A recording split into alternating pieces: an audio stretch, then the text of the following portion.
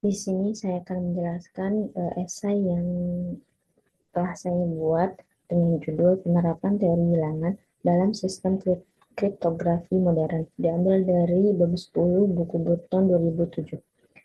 Di mana yang pertama itu adalah latar belakangnya dalam era digital saat ini, hampir semua pertukaran informasi berlangsung melalui jaringan terbuka seperti internet.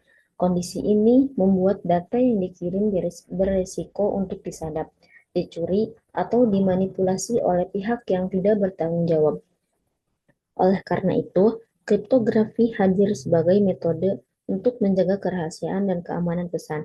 Seiring berkembangnya teknologi, penyediaan pesan tidak lagi cukup menggunakan teknik sederhana, melainkan memerlukan pendekatan matematis yang lebih kuat.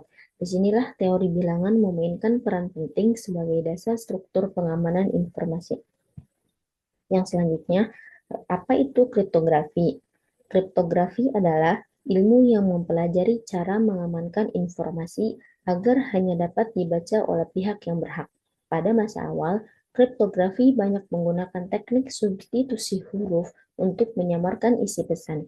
Namun, seiring berkembangnya analisis bahasa dan komputer, metode tersebut menjadi mudah dibongkar. Saat ini, kriptografi memakai algoritma matematika yang memanfaatkan operasi seperti modulo dan perpangkatan, sehingga keamanan informasi tidak hanya bergantung pada kerahasiaan pola, tetapi pada sifat matematis yang menjadikan sulit dibalik tanpa kunci tertentu. Yang selanjutnya ada sandi Caesar, di mana sandi Caesar adalah salah satu contoh awal teknik kriptografi yang digunakan sejak zaman Romawi. Metode ini mengubah huruf dalam pesan dengan menggesernya beberapa posisi dalam alfabet. Pada masa itu, teknik ini cukup efektif karena lawan tidak mudah menebak pola pergeseran yang dipakai. Namun, ketika ilmu statistik berkembang, kelemahan Caesar tampak jelas. Pola frekuensi huruf dalam suatu bahasa dapat digunakan untuk menebak pesan yang disandikan. Hal ini menunjukkan bahwa kriptografi membutuhkan dasar logika dan matematika agar tetap aman terhadap serangan analisis. Yang selanjutnya ada masalah kunci pada sistem lama. Salah satu kelemahan terbesar sistem kriptografi tradisional adalah penggunaan satu kunci yang sama untuk mengunci dan membuka pesan. Kunci tersebut harus dikirim kepada penerima pesan melalui saluran yang sama, sehingga berisiko diketahui pihak lain. Ketika komunikasi mulai berlangsung melalui jaringan komputer, masalah distribusi kunci menjadi semakin serius.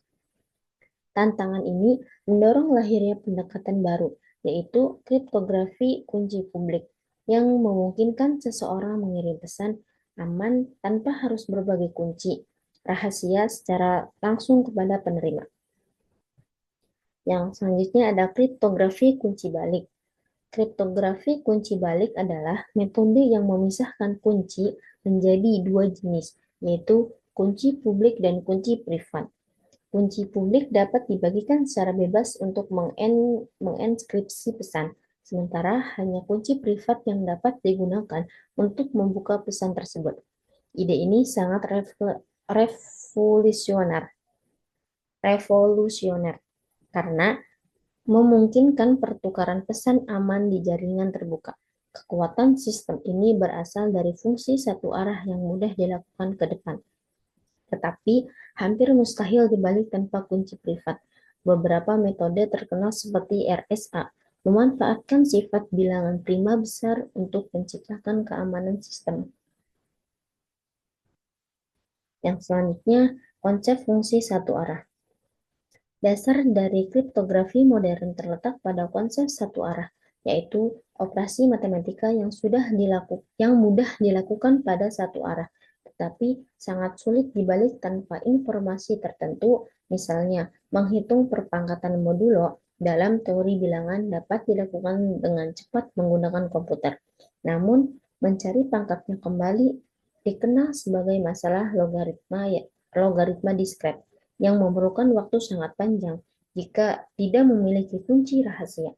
Perbedaan kemampuan antara dua arah inilah yang dimanfaatkan untuk menjaga pesan tetapi aman meskipun kunci publik diketahui banyak orang. Yang selanjutnya ada sistem kripto knapsack.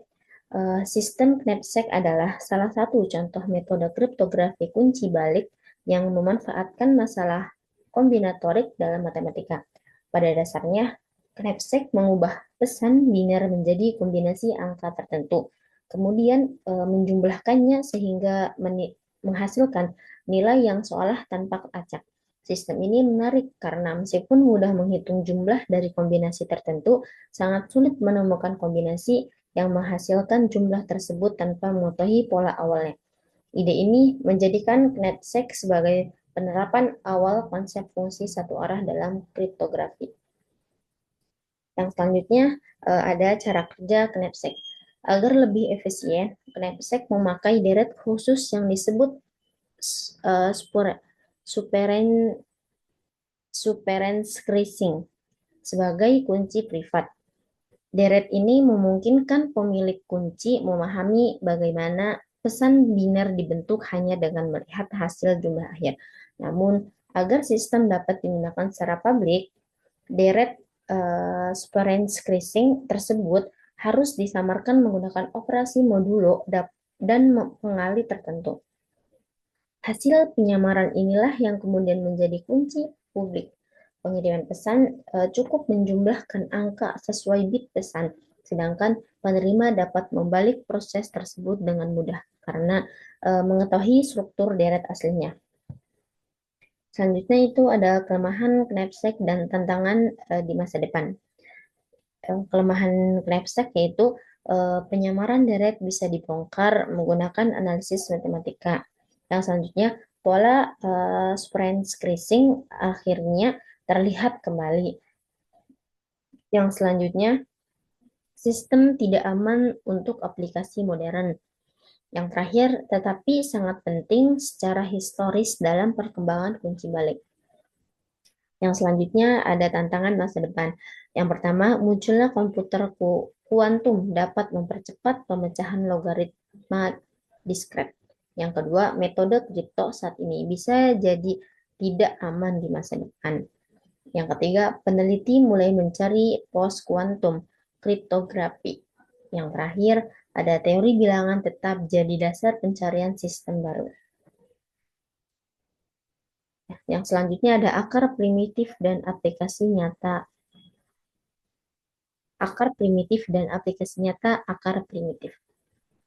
Akar primitif adalah sebuah bilangan dalam sistem modulo yang dapat menghasilkan semua nilai lain hanya melalui operasi perpangkatan. Sederhananya, satu angka dapat menjadi generator bagi seluruh elemen di dalam modulo tersebut.